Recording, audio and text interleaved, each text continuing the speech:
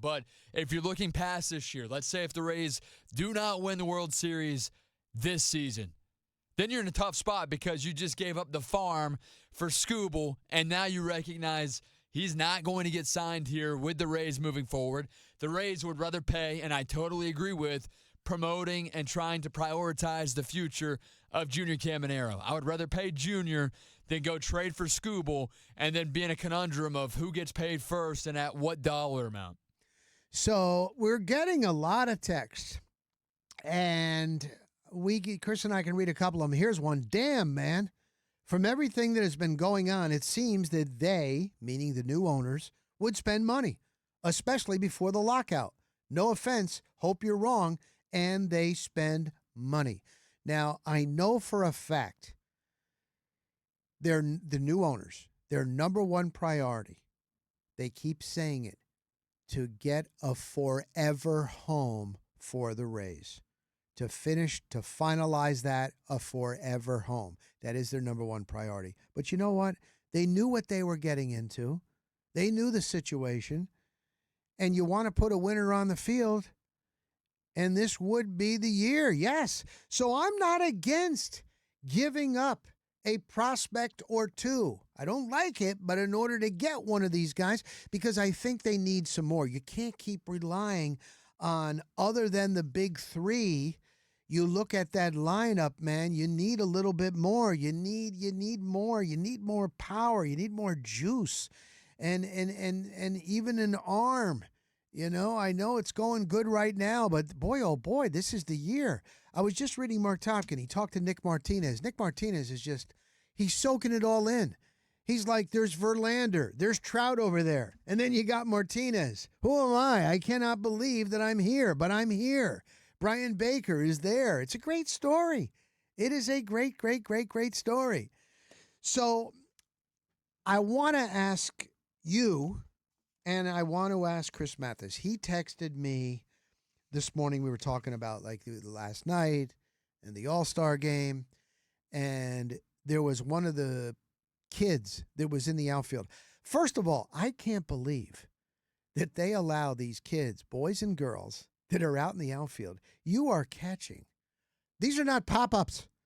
These are major, the strongest in the world are hitting these towering fly balls or line drives. How's a kid not? I can't believe a kid is allowed out there. It blows me away.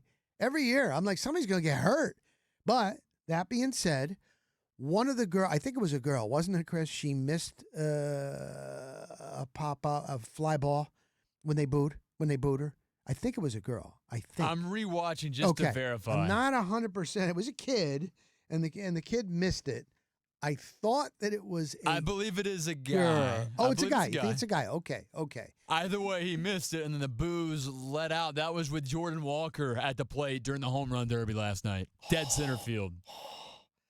So, and then when Junior Caminero was announced, what happened when Junior Caminero was announced, Chris Mathis? The boos, man. Boo, left and right. He was amongst the top booed players that performed last night in the home run derby, which Philly fans, right, Philadelphia, the hate, the distaste for not only the Rays, but, of course, the Buccaneers, the Lightning, Tampa in general. Philly fans hate Tampa.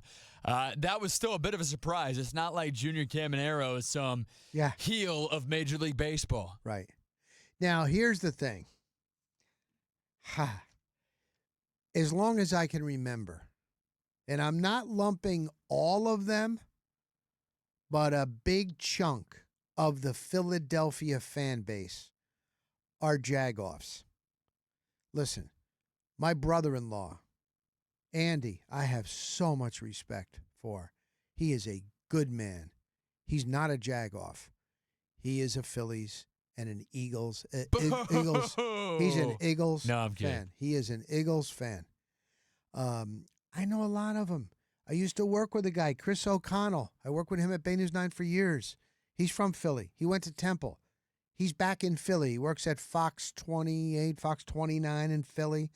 And he's a good guy, but I'm telling you, from my experience, And I'd like you to tell me if you've experienced this too.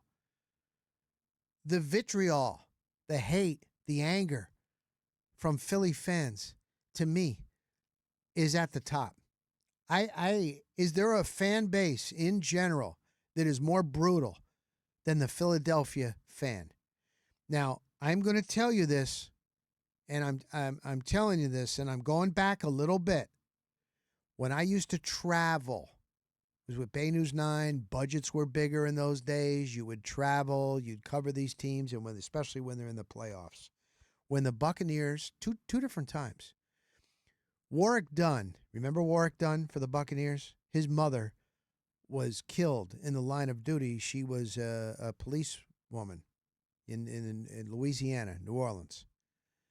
We were standing outside the team hotel in Philadelphia getting what they call B-roll. You're shooting video of the players coming off the bus. There was a Philadelphia fan yelling, "You miss your mother? What happened to your mother?" To Warwick Dunn. Knew his mother had been killed. And Warwick Dunn he was a young man. He had to raise his siblings. Okay? There was that. The year the Buccaneers went to the Super Bowl, the year that they were closing down the vet in the NFC Championship game, the game that Rondé Barber intercepted that pass and took it to the house. Pre-game, I was on the sidelines with my camera guy, and these Philly fans were screaming, cursing, that type of thing. And Joe Jaravicius walked by. Do you remember Joe Jaravicius? He was a wide receiver for the Tampa Bay Buccaneers. That season, his little baby died. And a fan was yelling out, "Hey, your baby. Hey, where's your baby boy?" I'm not kidding you. I'm not kidding you. When I heard that, I'm like, that's as bad as it can be. Now, again, I know it's not all Philly fans. But to me, so then we were waiting to get in for practice, and it was a really cold, cold, cold day. And we were waiting outside the vet, and we were going to be able to shoot some B-roll of practice before that big game. And one of our guys, we had a couple guys because we were doing our whole live show there the entire week, a whole half-hour show at 11 o'clock at night.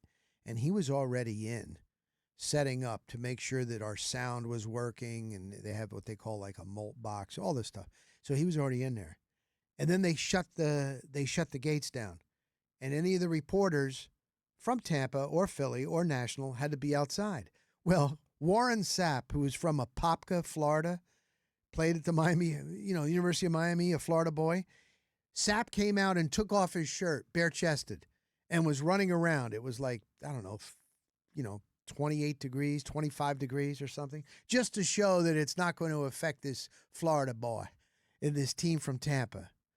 And our guy was already in there, set up, so he started shooting some video of this. And then we sent that up on the Bird, and that went viral, and everybody's like, how the hell are they allowed to get in there? But my point was, a guy comes over, a young guy from Philly, and he's got a hat on. He's like, "Who's here from Tampa?" We're not answering this guy. He goes, "Are you from Tampa? Are you from Tampa? You guys are from Tampa." And he goes, "You're not going to make it out of here alive. We're going to overturn your vehicle. We're going to beat the living crap out of you. You're not going to make it out alive." I'm like, "We're here to shoot some practice, man. Philadelphia." And I was at that point, I'm like, oh, my God. So my point is, when Chris said last night, man, they were booing Junior Caminero, they were booing a lot of people. The kid that won it, Jordan, the young St. Louis Cardinals slugger that won the home run derby, when he was doing his presser, he was talking about how, man, they were booing. I never got booed like this.